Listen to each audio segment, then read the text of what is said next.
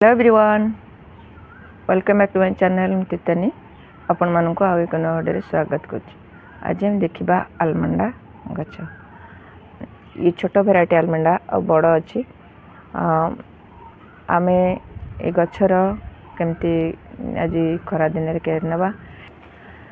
आलमंडा गछ पूरा परमानेंट ये बाड़ी रे सब बेले रही थाए। ये खरा दिने बहुत सारा फूल फुटे, आषाढ़ मासरे बहुत सारा फूल फुटे, और शीत दिने ये फूल पत्र सब झड़ी पड़े। तापरे पत्र कले फूल तापरे फुटे, किंतु जनवरी फेब्रुआरी बेलू आर कटिंग सब काटिले बहुत सारा ग्रोथ करे। मार्च एप्रिल मे बेलू बहुत सारा ए फूल फुटी थाए। जिते आपको खरारे रखिए सेते भल। ये खरा को बहुत पसंद करे। पानी देखी चाहिए देवे। माटी सब मॉइस्चर जमी हम ये भाव में माटी मॉइस्चर हेले जाई पानी देवे। पानी बेसी देले गछ ता मूलटा सड़ी जाई पारे। अल्प पानी रे ये बहुत सारा फूल फुटी थाए। आ खरा दिने आम कौन फर्टिलाइजर दवा ए काउडंग कंपोस्ट फर्टिलाइजर देले बहुत सारा हेल्दी होता है। आ फूल कड़ा बहुत सारा आसी थाए। एमती छोट गचरे बहुत सारा फूल फुटी थाए। आम कौन दवा जहाँफल कि बहुत सारा फूल आसो। हमरो वर्मी कंपोस्ट देवे, काउडंग कंपोस्ट देवे। यस करी ठीक मार्च एप्रिल बेलू बर्तमान मे तो हो सारा मे मसरे भी आपण मैंने ये भाव में डीएपी 6-7 दाना एमती 8-10 दाना देदेवे। बहुत सारा अदरे फूल पलि आसो, गच हेल्दी रप्रिल मे सरीगला। तापर देखिए ए डीएपी सारा बंद करदे। तापर पोटास दबा आरंभ करेंगे।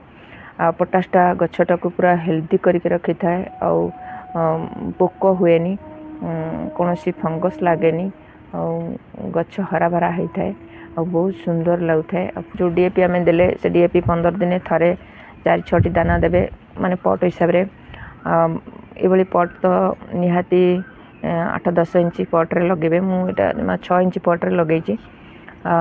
मु आषाढ़ मास हेले बारी नहीं ऑलरेडी ग्राउंड रे नहीं लगेदेवी। बर्तमान छोट गचरे फूल फुटुच बोली बहुत बढ़िया लगुच। से छोट कुंडे मुझे लगे। बड़ आलमंडा जोड़ा बड़ फूल फुटे मुझे ग्राउंड रे लगे आप देखी।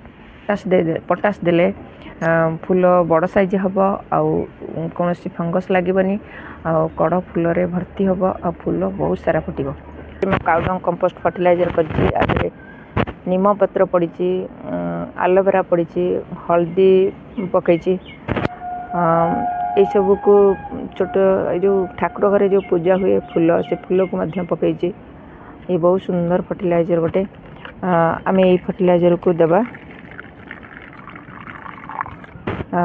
सेमती भी दे पारे, सादा पानी मिसईक भी दे पारे।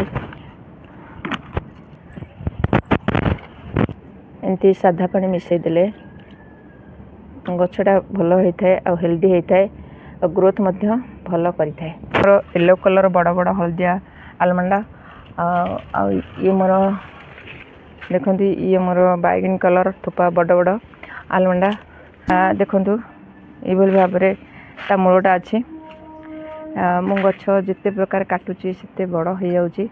मुझे फेब्रुआरी मासरे काटी बहुत सारा ग्रोथ करीगला। ये हूँ डबल पेटल येलो कलर 3 थाक थी।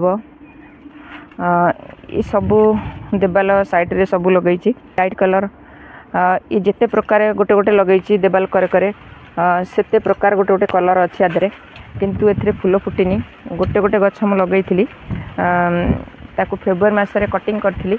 आउ देखु तार सब गोटे गोटे ब्रांच पलि आसी। ये प्राय भावुची वर्षा सीजन रे बोधे फूल फुटब। भावुची आउ टे काटिदेवा केमती पड़ो। न काटिले बहुत डेंगा हो जाऊँगी गछ एमती। आ गोटे गोटे आसो तार ब्रांच।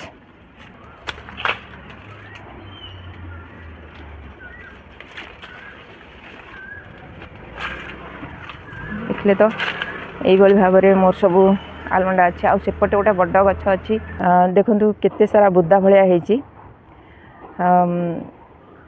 आपण मानकर जदि ये भाव में आलमंडा गछ लगे ग्राउंड रे बा कुंडरे बा पटरे लगे तार ये टिके जत्न नियंतु। देखिए बहुत सारा ए फूल फुटब मेंचे मेंचे फूल आसब। मो तो सका निहाती 20-30टा लेखा फूल फुटुची से मु सब मंदिर को दे दिए। भाया कलर है आपण मानकर थाए ताहले कटिंग करके सबआड़े लगे पारे।